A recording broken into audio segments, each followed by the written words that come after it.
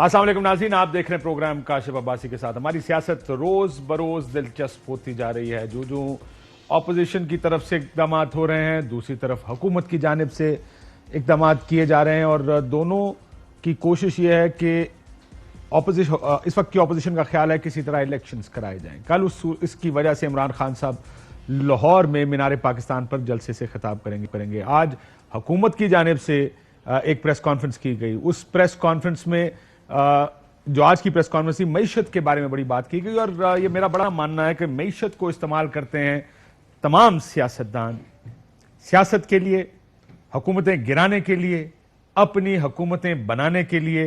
और जो चीज़ कल मुझे आज मिफ्ता इस्माइल साहब की प्रेस कॉन्फ्रेंस सुन के तहरीक इंसाफ की पहली 3-4 प्रेस कॉन्फ्रेंसेज याद आ गई।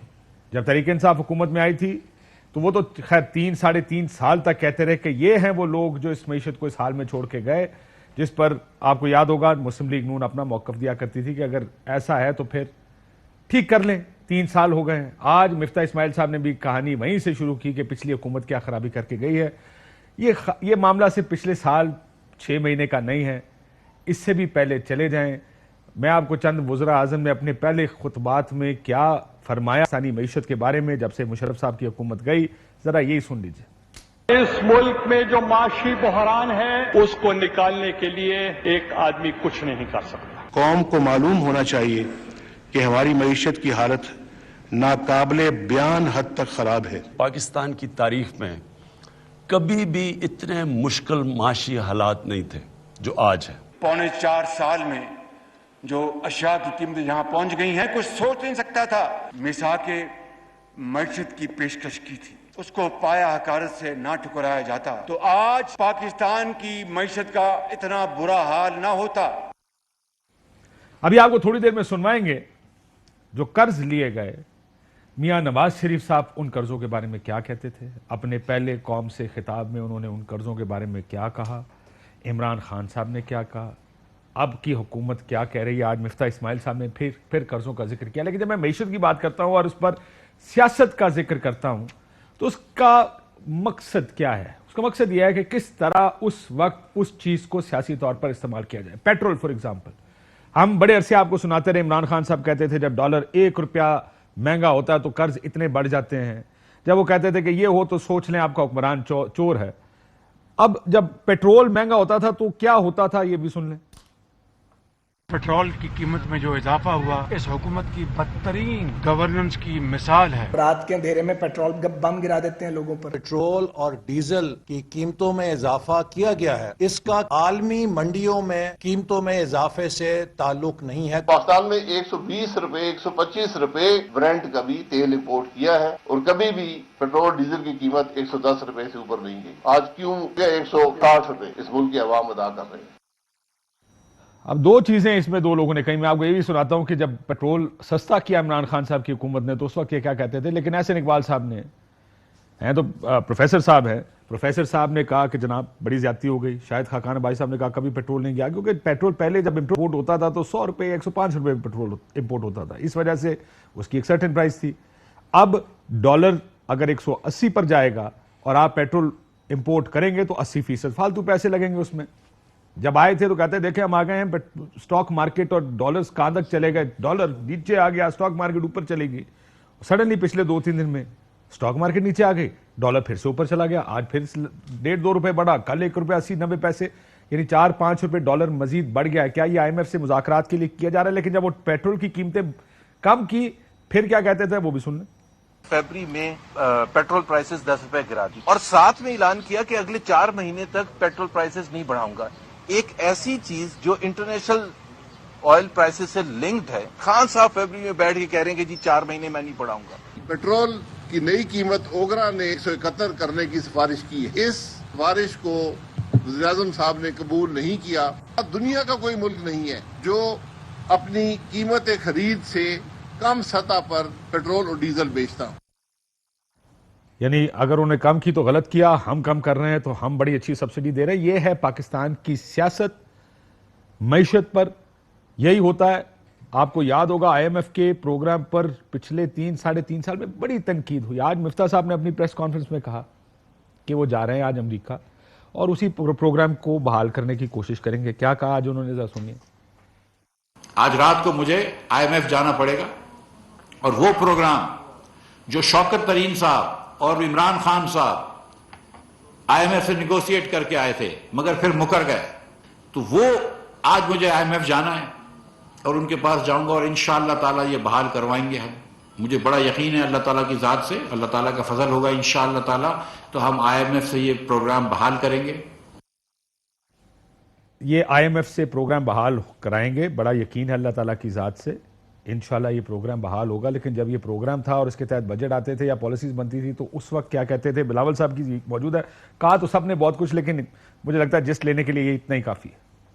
खुद अपना मीशत चले, वो हम PTI के नामजद PTIMF के उम्मीदवारों के रहमो करो पे होंगे और हम ये नहीं होने देंगे। पाकिस्तान पीपल्स पार्टी ने पहले दिन से ये PTIMF की डील की मुखालफत की है। आप सब मेरे गवाह हो कि मैं जगह जगह जाके जब से पहले बजट से ही इंट्रोड्यूस किया है मैं इसका मुखालफत करता आ रहा हूँ और आज भी करूँगा। हम इनको इतना फ्री हैंड नहीं देंगे कि वो जो भी जी चाहे। और अब कैबिनेट में मैं कल देख रहा था, जब कैबिनेट ने हलफ उठाया तो पीपल्स पार्टी के काफ़ी से सारे वुज़रा उस ओथ टेकिंग में मौजूद थे। अब जबकि ये बात कही है वज़ीर ख़ज़ाना मुशीर ख़ज़ाना ने कि वो IMF बहाल कराने जा रहे हैं, तो मैं नहीं जानता कि ये जो लोग तहरीक इंसाफ की मुखालफत या जो भी IMF प्रोग्राम की मुखालफत करते थे, हालांकि हर हुकूमत ने IMF का प्रोग्राम लिया, क्या पीपल्स पार्टी इस हुकूमत से निकल जाएगी? ये एक बहुत बड़ा सवाल होगा। लेकिन कुछ सियासी सवालात भी हैं। ये तो वो एक बैकग्राउंड था कि सियासत मईशत पर हम कैसे करते हैं। मईशत पर सियासत इसलिए करते हैं कि इस मुल्क के 20-22 करोड़ लोग, जितने भी लोग इस मुल्क की पॉपुलेशन है, उनका सियासतदानों का लेना देना कोई नहीं। आप एक टूल हैं जिसके जरिए हुकूमत बनती है, और हुकूमत बनती है तो आगे गाड़ी पीछे गाड़ी, उसमें आपके पास वज़ीर आज़म के घर होते हैं जो उनके पास 300 400 मुलाजमीन और सिक्योरिटी। ये उस काम के लिए है, इस काम के लिए नहीं। क्योंकि अगर तो आपने लोगों का सोचना है तो फिर ठीक बात करनी है और ठीक फैसले करने हैं। और यही अब बड़ा चैलेंज तहरीक इंसाफ पर है कि क्या वो मईशत को उसी तरह तनकीद करेंगे जिस तरह पिछली हुकूमत करती आई है या पिछली अपोजिशन कर रही थी जो आज की हुकूमत है। ये एक बड़ा चैलेंज इनके लिए भी है। एक फवाद चौधरी साहब ने एक बात की, मैं मेहमानों का तारुफ करा दूं। अली नवाज मान साहब हमारे साथ मौजूद हैं, तहरीक इंसाफ के MNA। तलाल चौधरी साहब हमारे साथ MNA हैं या नहीं है, पहले ये तो बता दें। जी हमने इस्तीफा दिया, I am the first one जिसने इस्तीफा दिया। हो गया मंजूर के नहीं? जी सूरी साहब डिप्टी स्पीकर जब थे नोटिफाई करके गए ना। हाँ नोटिफाई करके गए, इसको नोटिफाई करना होता है ना। हाँ तो क्यों कह रहे हैं? मैं आसान तरीका ये है ना, वो पंजाब में कह रहे हैं इस्तीफा गलत था, इधर कहते हैं इस्तीफा गलत था, उधर कहते हैं इस्तीफा ठीक है। नून लीग वाले, आपने याद नहीं प्रेस कॉन्फ्रेंस की उन्होंने, जब बुजदार साहब ने रिजाइन किया तो कह रहे थे बड़ा गलत काम किया है, ये इस्तीफा तो आपको लिखना चाहिए था गवर्नर को, आपने क्यों लिख दिया प्राइम मिनिस्टर के नाम, तो ये बड़ा गलत है। फिर उसके बाद अब अदालत में कह रहे नहीं उन्होंने इस्तीफा ठीक दिया था। वो इस्तीफा पहले रिस्टोर करें, उसके बाद फिर एक और तरीके से एतमाद आएगी या वो रिजाइन करेंगे। गलत है, ठीक है। वो ये कह रहे हैं कि नहीं वो ठीक है, और इधर कह रहे हैं कि हम आपके इस्तीफे नहीं मानेंगे। चले ये मामला ये ऐसे ही चल रहा है। जरदारी फवाद चौधरी साहब ने क्या कहा, ये बड़ा अलार्मिंग बात जो फवाद चौधरी साहब करके गए। मैं चाहूंगा कि मेरे दोनों मेहमान जो हैं इस पर बात करें। फवाद चौधरी साहब ने खाना जंगी की बात की है, क्या कहा उन्होंने, सुने। सोसाइटी जो है वो इस वक्त एक बिल्कुल सिविल वॉर के वर्ज के ऊपर है और ये हम नहीं चाहते। पाकिस्तान में अगर इस वक्त आज पाकिस्तान में अगर गली मोहल्लों में लड़ाइयां नहीं हो रही हैं, खून नहीं बह रहा है, सिर्फ इमरान खान की और PTI के सब्र और तहम्मुल की वजह से नहीं बह रहा। इमरान खान ने अभी तक अपने जलसे जुलूसों में, अपने बातों में इंतहाई जिम्मेदाराना गुफ्तगू की है और उन्होंने हर जगह के ऊपर वायलेंस को, हर जगह के ऊपर जो तकसीम है उसको कम करने की कोशिश की है। हमें आप दीवार से ना लगाएं, अगर आप दीवार से लगाएंगे बहुत नुकसान होगा और सबसे ज़्यादा नुकसान जो है वो उनको होगा जो दीवार से लगा रहे हैं। ये दीवार से नहीं लगाना चाहिए क्योंकि आप एक सियासी दीवार से लगा रहे हैं, खाना जंगी हमने रोका हुआ है। ये किस किस्म की गुफ्तगू? नहीं आज तो सबसे पहले चलिए, ये तो मैं इस पे आता हूँ, ये तो इस पर डिबेट हो रही, पर आज तो मुझे बताओ, आज ये डॉन लीक्स आपने ये देखा, तारिक फातमी साहब ने वो बन गए SAPM बन गए आज, तो मुझे तो वो DGIS पेयर की प्रेस सॉरी ट्वीट याद आ रही है, if आप मुझे अलाउ करें। ट्वीट रिजेक्ट हो गई थी। वो notification on Dawn leaks is incomplete and not in the line of recommendations by the inquiry board, notification is rejected. तो आज तारिक फातमी साहब ने आज SAPM बन गए और इट मीन्स कि डॉन लीक्स झूठ था, डॉन लीक्स कोई साजिश नहीं थी, डॉन लीक्स कोई मुदाखलत नहीं थी पाकिस्तान के इंटरनल मैटर्स में। पठानकोट के ऊपर जो इंडिया कह रहा था वो ठीक कह रहा था, जो मुंबई को हमलों के बारे में इंडिया कह रहा था और हमारी गवर्नमेंट भी कह रही थी वो ठीक कह रही थी। इसका तो यही मतलब हुआ ना। आज पहले ये चीज थी, फिर आज डॉलर 188 पे चला गया काशिफ भाई, 2 रुपए और बढ़ गया था। मतलब पहले 2 रुपए कल से बढ़ा है, 2 रुपए कल से बढ़ा, 2 दिन में तकरीबन 4.5 रुपए 5 रुपए बढ़ गया। और स्टॉक एक्सचेंज पिछले 3 दिन से गिर रही है। तो याद है DGIS पे की आपको जो उन्होंने प्रेस कॉन्फ्रेंस, स्टेबिलिटी आ गई जी स्टेबिलिटी आ गई। तो ये 5 दिन की स्टेबिलिटी थी और उसके बाद चले उनका मसला मेरे ख्याल इस पे भी आके उनको एक डॉन लीक्स के ऊपर और एक तारिक फातमी की अपॉइंटमेंट पे और दूसरा ये जो दोनों चीजें कि स्टेबिलिटी है कि नहीं है, स्टेबिलिटी है कि नहीं है, इकोनॉमी में स्टेबिलिटी आई है कि नहीं। फिर जो कल वो जो माशाल्लाह वो जो फेरिस्ट शो हुई जो मुलजमों की ज्यादा है और कैबिनेट मेंबर्स वो कम लगते हैं, बस 37 में से 26 वो लोग हैं जिनके ऊपर 24 के 26 जिन, हाँ आप एक ऐड कर लें, मेरा ख्याल है वो जाम अब्दुल करीम साहब रह गए, उनको भी ऐड कर लें, मतलब उनको भी होना चाहिए। तो पूरे अच्छा मैच लगेगा। आज तो गवर्नर एक कैदी शख्स को गवर्नर लगा दिया गया। वो कैदी शख्स आपको पता है, इससे पहले हम भूल जाते हैं कि सामने जब केस आया था तो सिंध गवर्नमेंट ने सिंध असेंबली को सब जेल करार दिया था। ये दिस द सेकंड टाइम अब उनको गवर्नर नामजद किया गया है। माय गॉड क्या। और मेरा ख्याल है जाम अब्दुल करीम को हेड लगाना चाहिए क्योंकि मर्डर के केसेस हैं और वो कहते हैं मैं मर्डर किए हैं पर उनकी जो बेवैन है उन्होंने मुझे माफ कर दिया, तो मेरे ख्याल उनको ऊपर होना चाहिए। बाकी माशाल्लाह कादिर पटेल साहब हैं, माशाल्लाह बड़े जबरदस्त है, हमारे बुख्ती साहब हैं, उसके बाद आप आ जाए, मतलब आपके बुख्ती साहब जो आपके SAPM सबके बुख्ती साहब, वो जो आपके SAPM सबके बुख्ती साहब, वही जो आपके इंसदाद मंशियात, हाँ वही ना, वही। अच्छा हमारे अलाई थे। अच्छा जी आगे चलते हैं कि आपने इकोनॉमी की बात की, बड़ी जबरदस्त बात की आपने, खान साहब को कहा तो आपने हर वो बात कर दी है जो मैंने की है, लेकिन आपने वो सवाल जो मैंने आपसे पूछा उसका जवाब नहीं देना। अच्छा सिविल वॉर वाला, मैं इकोनॉमी का आपने पहले इंट्रो दिया था तो मैं मैं बताना चाहता कि मुनाफिकत हमारे मुल्क में। अब आज सिविल, अब मुझे बताएं कि हमें 26 साल हो गए लगभग पाकिस्तान में तहरीक इंसाफ को सियासत करते हुए, 26 साल हो गए काशिफ भाई, और 26 साल में हमने लॉन्ग मार्च किया, हमने लॉकडाउन्स किए, हमने रैलीज किए, धरने दिए, पर आज तक हमने किसी तरफ इस तरफ कदम नहीं बढ़ाया कि कोई काम बहुत गलत तरफ चला जाए। इन लोगों ने जो किया वो आपके सामने, धमकी दे रहे हैं, धमकी नहीं दे रहे, लोगों का है। आप मुझे बताएं, आप पढ़े लिखे इंसान है, छोड़ दें आप एंकर हैं कि नहीं है, ये जो 37 रुकनी काबीना आई है, वजीर आजम शहबाज शरीफ, वजीर आला हमजा शहबाज शरीफ, 40 अरब रुपए के केसेस, नैब के तफ्तीशी अफसर को चेंज कर दिया, FIA के तफ्तीशी अफसर को चेंज कर दिया, दिल में कोई चोर है तो चेंज किया, और नीचे पूरी एक लिस्ट है और जिनके ऊपर क्रिमिनल केसेस हैं। आपको कैसा लगा काशिफ भाई, मजा आया आपको? मुझे बहुत तब्दीली का मजा आया होगा, लेकिन मुझे तो पाकिस्तान में हमेशा ऐसे ही लगता है, ऐसे ही हो रहा होता है। आप देखें दूसरी तरफ कंपैरिजन स्टडी कर लें। अभी बिलावल साहब लंदन गए हैं, उधर से देखते हैं क्या फैसला लेके आते हैं। हो सकता है वो पता नहीं कौन सदर बनेगा, कौन चेयरमैन, कहां जो छोटी चीजें है यहाँ पे तो यही होता है। आपके पास नहीं, ये क्या होता है आप मुझे बताएं काशिफ भाई। आपके पास जब जिन लोगों को आप डाकू कहते थे वो आपके स्पीकर भी बने, जिनको आप तनकीद करते थे वो आपके वजीर भी बने। ये होता है इस मुल्क में, ये ना कहें कि सिर्फ इस जगह होता है, वो हर जगह होता है। Asad Umar, Shafqat Mahmood, now you will pick out the good ones. मैं अच्छी बात बताने लगा ना, मैं बड़े केसेस हैं शफकत भाई पे, बड़े केसेस हैं असद उमर के ऊपर, शाह महमूद कुरैशी के ऊपर, इमरान खान के ऊपर, शीरी मुजारी के ऊपर, आपकी सानिया निश्तर के ऊपर, फैसल सुल्तान के ऊपर, चंगे बंदे ले आ रहे हो ना। 11 बंदे के नवाज छड़े तो हले भी चंगी लग रहे हैं। 11 बंदे और कानून की चाहिए है। पाकिस्तान में ऐसी लॉट आगे लेके आए हैं। तो फिर आप SAPM गिनाता हूं, बात बताते हैं। जिस शाहजेन बुख्ती के ऊपर आप इल्जाम अभी जिनके ऊपर ताने कस रहे हैं वो आपके SAPM थे कि नहीं थे? बिल्कुल थे।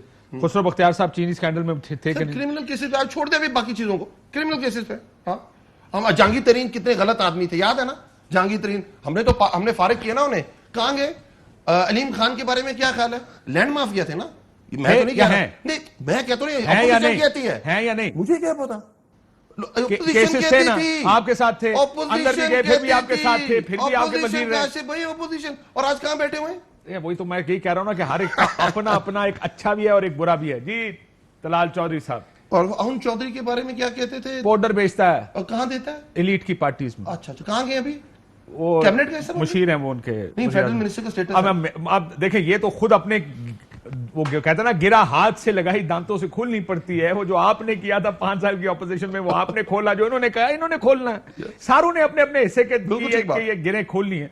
मैं जरा आपके पास आने से पहले, क्योंकि मैं कह रहा था कि वज़ीर आज़म कर्जों के बारे में क्या कहा करते थे, जरा वो भी सुन लो। करने लगा था। नहीं, मैं इकॉनमी पे सिर्फ लोगों को सुना रहा हूं, उसके ऊपर बात करना जरूरी नहीं। मैं और तलाल चौधरी साहब इकॉनमी पे गल ना करिए तो बेहतर है जी।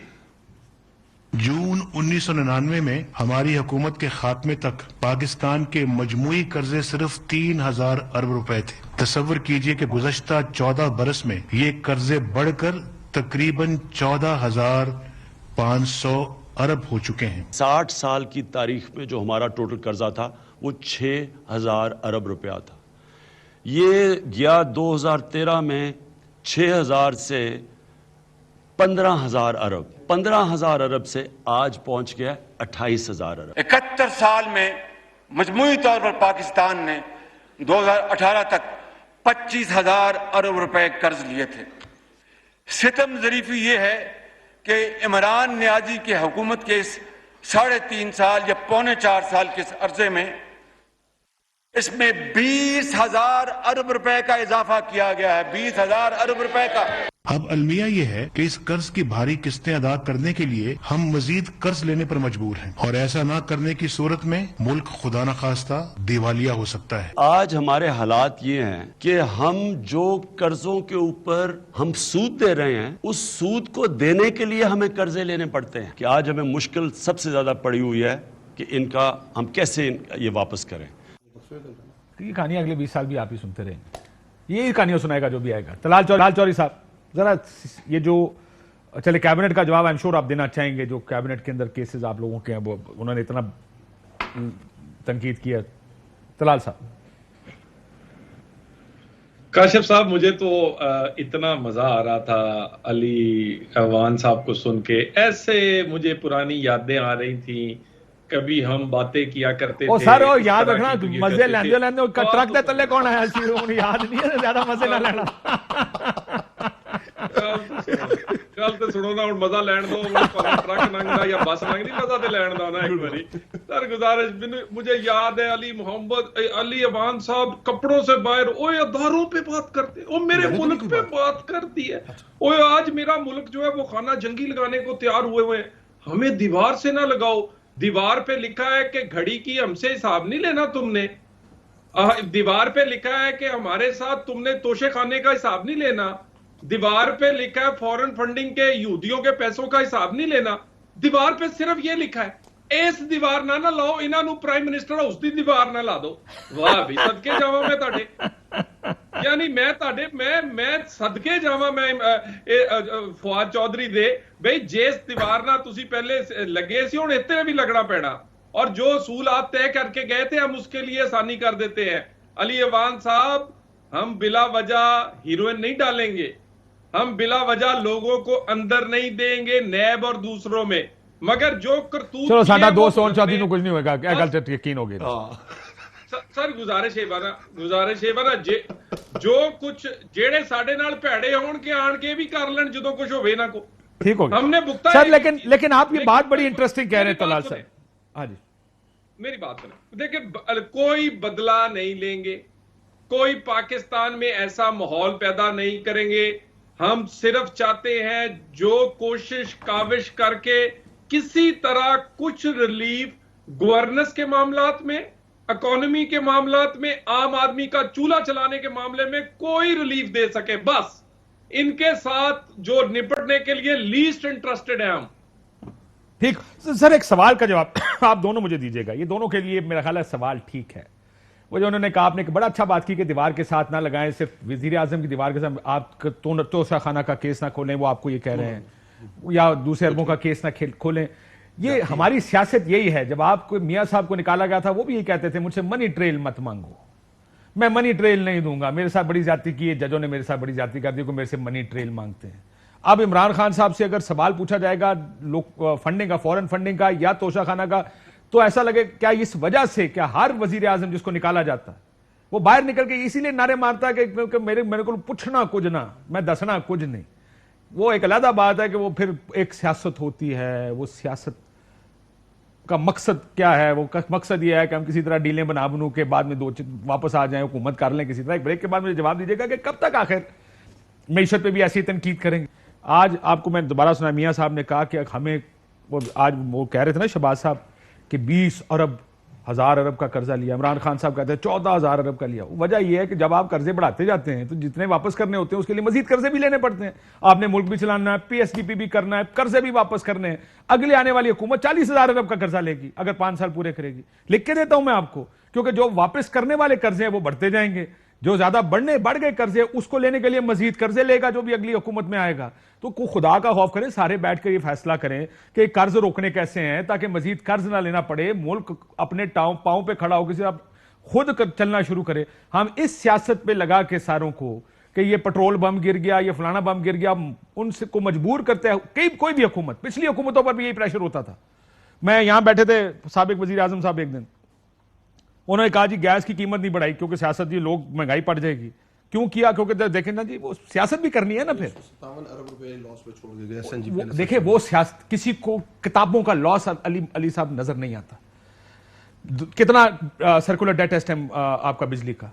2.3 ट्रिलियन के ऊपर है। 2.3 ट्रिलियन के करीब है। 2300 अरब, ठीक है। 2300 अरब का वहां पे है, 200-300 अरब का यहाँ पे, लेकिन किसी को नजर क्यों नहीं आता? पार्क हुआ हुआ ना। बिजली तो वैसे सस्ती है। ब्रेक के बाद इसके ऊपर मजीद बात है। ब्रेक लेते हैं, ब्रेक वापस।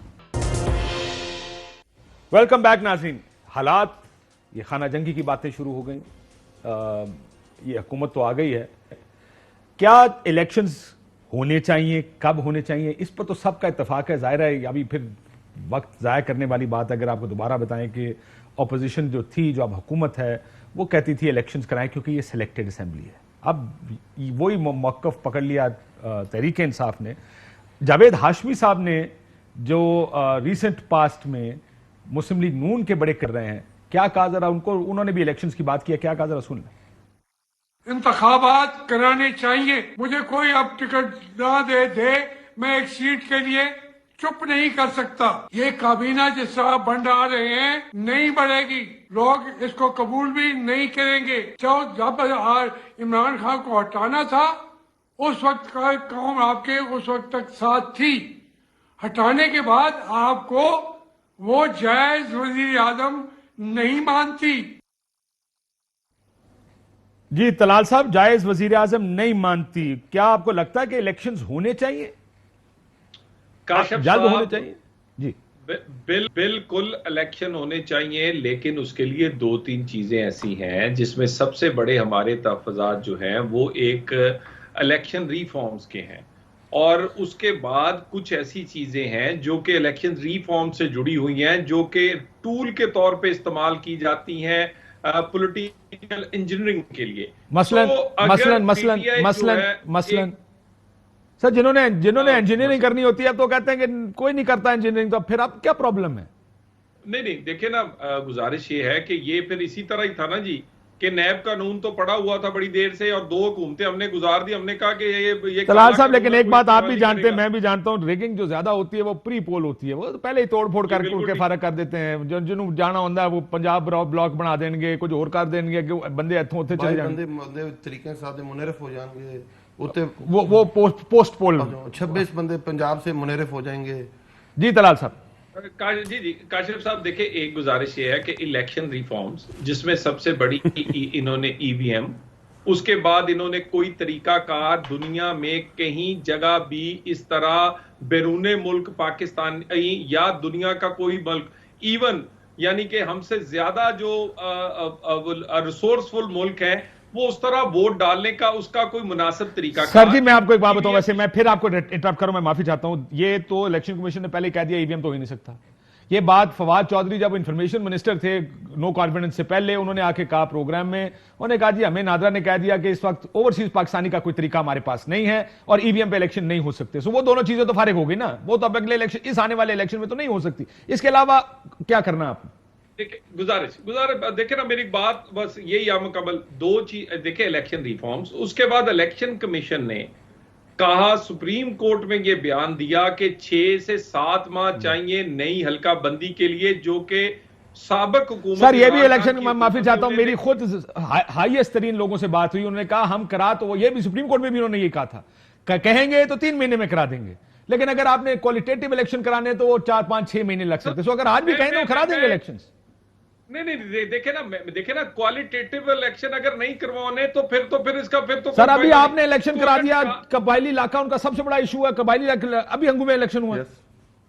नहीं वो लोकल गवर्नमेंट हो रही है। मेरी बात सुने ना, वो इनके इस्तीफे कबूल होंगे तो वो साबिक हल्कों में ही इलेक्शन होंगे, उसके लिए कोई नहीं। हम नए जनरल इलेक्शन की बात कर रहे हैं, उसके लिए क्वालिटेटिव या अच्छी इलेक्शन करवाने के लिए इलेक्शन कमीशन ऑफ पाकिस्तान की सेटिस्फेक्शन अगर वो 2-4 महीने लगते हैं तो इसका तो ये कोई लंबी बात नहीं है। लंबी बात नहीं है, ये बात ठीक है, लेकिन आप फिर अनाउंस कर देना। अगर देखें, अगर आप अनाउंस कर दें कि जी हुकूमत 2 महीने चलेगी और उसके बाद इलेक्शन हो जाएगा, शायद बहुत सारा जो ये रोला पड़ा, ये रोला मुक जाएगा। यहां पर आप ही की पार्टी के लोग आके कह रहे हैं हुकूमत 1.5 साल पूरा करेगी, उसके ऊपर वो फिर क्विकली सर कर दे। मैं जरा अली साहब का भी व्यू ले लूं उसके ऊपर। जी काशिफ साहब, गुजारिश है यकीन करो कबीना बड़ी नहीं, तुसी मेरे को पेट्रोल ते गैस दे बिल्लां दा पुछण ला पे, हल्ले ते ਅਸੀਂ सिद्धे नहीं होए भाई, बिल्कुल हो जाएगा सब।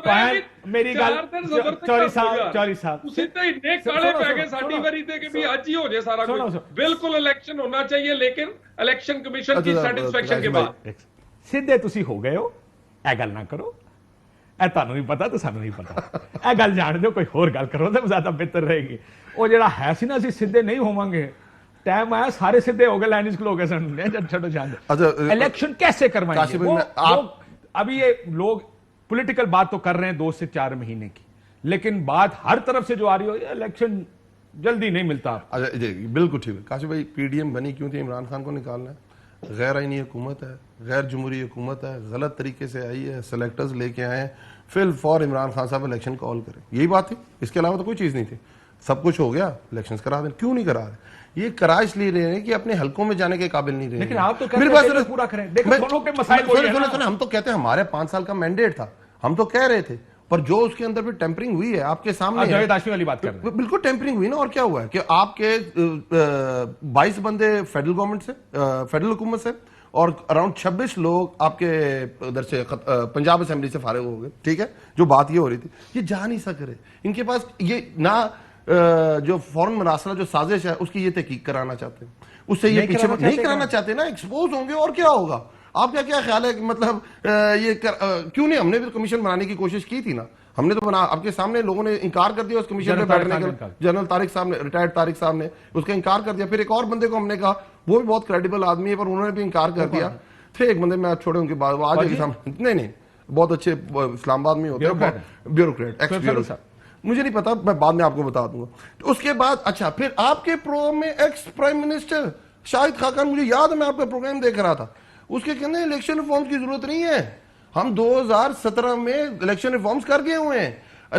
असल बात यह है कि जो इलेक्शन मनूवर करते हैं, जब तक वो न्यूट्रल नहीं होंगे इलेक्शन का कोई फायदा। आप कर लेते इस्लाहात जितनी मर्जी करनी है। ये खाकान अब्बासी आपके प्रोग्राम में क्या किया गया? 3 साल का व्यू सबका यही था कि ये ठीक है, प्री पोल होता ना जो कुछ ये। तो अब मुझे बताएं क्या मसला है?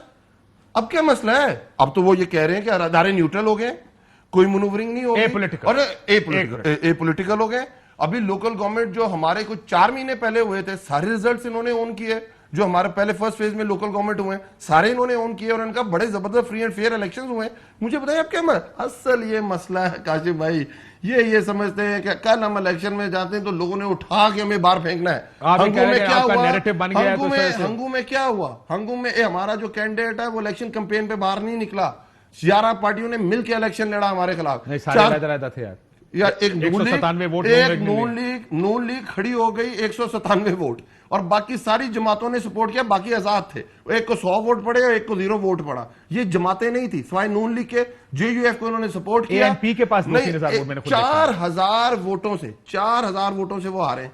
ये डरे हुए हैं, इनकी कांपे टांग रही हैं इलेक्शन जाने पर। ना तो ये कह रहे थे हम, अब जो आपको नजर आ रहा है ये क्रिमिनल्स मोस्ट वांटेड बैठे हुए हैं कैबिनेट में, ये क्यों बैठे हुए हैं? ये किस चीज से डर के बैठे? उधर तो एक तरफ तो सिर्फ इमरान खान है, आप तो 11 पार्टियां एक तरफ हैं, डरते क्यों हैं? आप अलायंस करें, इसी अलायंस के साथ आ जाए, मुकाबला करने के लिए तैयार है, एक ही निशान के ऊपर आ जाए। मंशूर नजरिया तो आपने अपना खत्म कर लिया हुआ है, अब तो एक निशान के ऊपर है, हम फिर भी आपका मुकाबला करने को तैयार है। मसला ये है, दिल के अंदर पता है कि कल हम इलेक्शन में जाते हैं तो हम उड़ा के रख देगी तहरीक इंसाफ हमें। उसके बाद उन्होंने बड़ी मजेदार बात की, हम बदला नहीं लेते। क्या कौन रहा है? नून लीग। गुल्लू भट्टों की जमात ये कह रही है कि हम बदले नहीं लेते, इनकी छोड़ दें। मुझे बताएं, तारड़ साहब ने जो अभी रिसेंटली प्रेस कॉन्फ्रेंस की है, क्या वो क्या कह रहे हैं अपनी प्रेस कॉन्फ्रेंस में कि अगर मैरियट वाला वाकया दोबारा हुआ, किसी ने हमारे मेंबर को लोटा कहा, तो उसके साथ वही होगा जो बुजुर्ग शहरी के साथ मैरियट के अंदर हुआ है। आपके लॉ मिनिस्टर ने जो किया, मुक्के मारे हैं उसको, बुजुर्ग शहरी को। यही होगा जो हमने एक मेजर, सर्विंग मेजर को लाहौर की सड़कों पे मारा है, यही होगा आप लोगों के साथ। यही होगा जो पंजाब असेंबली में हमारी एमपीए आईसीयू के अंदर पड़ी हुई है इस वक्त, आईसीयू के अंदर पड़ी हुई आसिया, उसको इतना मारा है पंजाब असेंबली के अंदर। यही होगा। ये किस मुंह से, ये इज्जतदारी की जुबान काटने वाले हैं ना, ये हम तो नहीं है। और कहते हैं हम ये काम नहीं करेंगे। और ड्रग्स की बात, ठीक, उन्होंने कहा मसला ही खत्म कर देंगे। हमने जिस पे ड्रग्स का इल्जाम लगाया था उसे हमने कैबिनेट में ले लिया, तो हमें किसी पर इल्जाम लगाने की जरूरत ही नहीं। तलाल साहब वो मिसालें देकर वो कह रहे हैं कि अब हालात खराब होंगे, क्या आपको लगता है हालात खराब हो सकते हैं? कुछ सिविल अनरेस्ट? काशिफ साहब, ये जब इंसान हुकूमत से निकलता है ना, तो उसको यही लगता है कि ये मालिया के पहाड़ रोएंगे, ये यहाँ पर काली आंधी चलेगी, यहाँ पर लाल बादल छा जाएंगे, ये खत्म हो जाएगी हर चीज, लेकिन होता कुछ भी नहीं है। ये होता कुछ भी नहीं है। ये अली अवान साहब ने इदा ही मेरे अंगू अखबार 5 साल पढ़ आज गई, ये नहीं जानी। ये जरा तसल्ली रखें, ये जरा तशफ़ी रखें। मेरा अली अवान, मेरा भाई कह रहा है इलेक्शन में हम जाने को तैयार है। मेरा ख्याल है ये 3.5 साल मुल्क से बाहर से आया, इसको नहीं पता कि आटे की लाइनें कहाँ लगती रही हैं, चीनी की कहाँ लगती रही हैं, घी कितने का है, ये गैस और क्या कहते हैं तेल कितने का, इन्होंने करके बुजदार मैंने लगाया था। अब मुझे ये बताएं, कौन ये बुजदार को साथ खड़े करके कहेंगे कि इसके वास्ते अल्लाह का मुझे हमें वोट दो? कमाल करते हैं। तो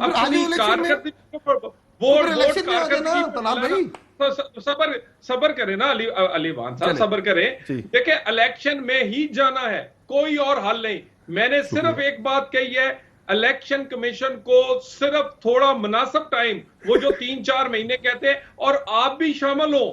हम आपको बाहर नहीं निकालना चाहते, ऐसा नहीं कि आप इतराज उठाएं, बल्कि आप भी शामिल हो। एक ऐसा इलेक्शन कमीशन और ऐसी इलेक्शन रिफॉर्म, सबका इत्तेफाक हो, उसके बाद इलेक्शन होना चाहिए। मैं आपको ऑफर करता हूं, आपको आना चाहिए असेंबली के अंदर इस काम के लिए। इलेक्शन रिफॉर्म्स और उसके बाद इलेक्शंस। कायरा साहब मेरे साथ मौजूद है, मैं कायरा साहब का व्यू ले लूं। कायरा साहब, अस्सलाम वालेकुम। कायरा साहब आजकल मुशीर हैं शहबाज शरीफ साहब के। कायरा साहब अस्सलाम वालेकुम। वालेकुम अस्सलाम। सर कैसा, वैसे कायरा साहब मेरे क्योंकि भाई भी हैं, दोस्त भी हैं, तो मैं पूछ सकता हूं उनसे, पूछ लूं कायरा साहब कि कैसा महसूस हो रहा है शहबाज शरीफ साहब का मुशीर बन के? सर अच्छा महसूस हो रहा है, मुल्क की खिदमत करने के लिए अगर आप एक काज के लिए इकट्ठे हुए हैं तो ठीक, अच्छा लग रहा है। सर ये बताएं कायरा साहब, बिलावल साहब लंदन गए हैं, जो साफी पीडीएम के करीब हैं, वो बड़ी तनकीद कर रहे हैं इस वक्त पीपल्स पार्टी पर कि वो गए हैं सदारत मांगने, गवर्नर पंजाब मांगने और चेयरमैन सेनेट मांगने, और वो उनमें से कई 2 चीजें ले आएंगे। ये असल बिलावल साहब का हलफ इस वजह से नहीं हुआ, ये बात दुरुस्त है? काशिफ देखिए ना, ख्यालात के घोड़े दौड़ाए जा रहे हैं सारे। अगर बिलावल साहब के अपने दिल, मैं आपको हल्फन कह रहा हूं कि अभी तक उनके जो सारी डिस्कशन है वो हमारे साथ हुई, कुछ डिस्कशन है कुछ नहीं है। लेकिन सवाल यह है कि अगर आप इस मामले को जरा रैशनली देख लें, पहले तो जो चेयरमैन सेनेट देख लीजिए, उसके 2 इशूज हैं। एक तो यह है कि कौमी असेंबली में यहाँ शहबाज शरीफ साहब मेजॉरिटी पार्टी के सरबराह थे, उनको प्राइम मिनिस्टर बनना चाहिए था, वो बन गए, ठीक है। सेनेट के अंदर सिंगल मेजॉरिटी पार्टी हम हैं, हमारा हक बनता है, और ये ऑलरेडी तयशुदा इशू है, ये इलेक्शन हो चुका है, और ये हमारे मौजूदा अलायंस से भी पहले बिल्कुल ठीक का इलेक्शन है। इसका मतलब सर उस बाय दैट टोकन तो ना आपको सदारत मिलनी चाहिए, ना गवर्नर पंजाब आपको मिलना चाहिए। अच्छा, मैं नहीं, देखे ना, वो इशू नहीं है। अब आ गया हमारा मौजूदा अलायंस। दूसरा यह है कि गवर्नर पंजाब हमारे साथ, हमारा क्लेम यह है कि पहले कमिट किया गया था। अच्छा, प्रेसिडेंट का ऑफिस जो है, और उनके पास क्योंकि चीफ मिनिस्टरशिप ऑलरेडी है, उनके पास सारी गवर्नमेंट है, लिहाजा वहां पे किसी दूसरी जमात को मिलना चाहिए। दूसरी जमात सिर्फ हम है, लिहाजा हमारा हक है। काफ लीग उनकी इत्तेहादी है, तो अगर गवर्नरशिप दे दिया तो गवर्नर को बहुत बड़ा ओहदा भी नहीं है, अब सदारत जो है सर, लेकिन तरीन ग्रुप भी तो है, उनकी सीटें तो मेरे ख्याल काफी सारी सीटें, आपसे ज्यादा सीटें शायद उनके पास। हाँ, हमसे ज्यादा सीटें हैं, लेकिन वो स्पीकर बनेंगे, उनको और भी वो बहुत सारे ऑफिस हैं जो उनको मिल जाएंगे।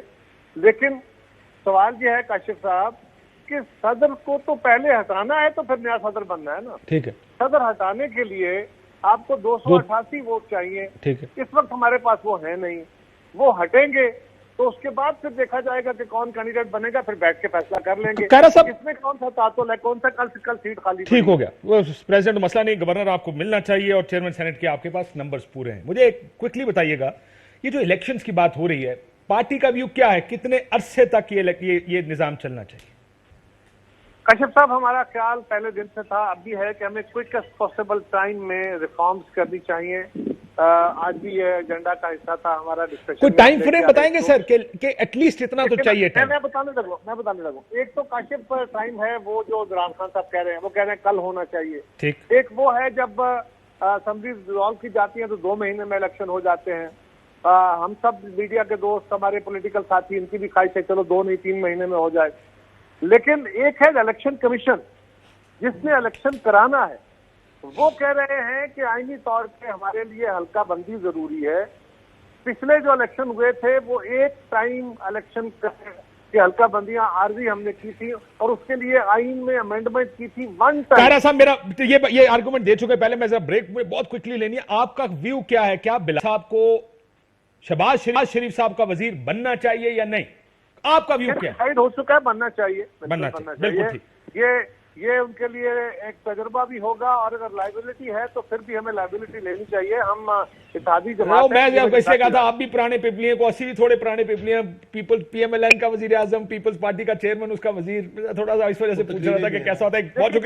बहुत शुक्रिया कारा साहब, एक ब्रेक लेते हैं, वापस आते हैं। वेलकम बैक नाज़रीन। अब इमरान खान साहब का कल एक और जलसा, कोशिश तहरीक इंसाफ की है कि इतने जलसे, क्राउड पुल, ट्विटर, सोशल मीडिया, फेसबुक के जरिए प्रेशर डाला जाए कि हुकूमत और वो तमाम लोग इदारों समेत जिन्होंने फैसला करना है कि इलेक्शंस कब हों, वो मजबूर हो जाएं कि इलेक्शंस करें। हुकूमत को देखकर जाहिर है वो कभी इलेक्शन कमीशन की बात करते हैं, कभी दूसरी बात करते हैं। उनको भी पता है कि इस वक्त इमरान खान साहब के हाथ में बयानियां हैं और उस बयानिए से लड़ना मुश्किल होगा। इस वजह से जितना वक्त गुजारा जाएगा इस बयानिए की तपिश कम होती जाएगी और जब तहरीक इंसाफ की बयानियां खत्म हो, कमजोर हो, उनकी क्राउड। अहम तरीन खबरें अब एक क्लिक की दूरी पर, आपके पसंदीदा टॉक शोज हों या अहम मुल्की या गैर मुल्की शख्सियात की न्यूज कॉन्फ्रेंसेस, हर लम्हा बाखबर रहने के लिए सब्सक्राइब करें हमारा YouTube चैनल। मौसम की सूरत हाल हो या खेल के मैदान से खबरें, अपने मोबाइल फोन से मुल्की और बैनुल-अक़वामी अहम खबरों तक रसाई के लिए डाउनलोड कीजिए मोबाइल ऐप।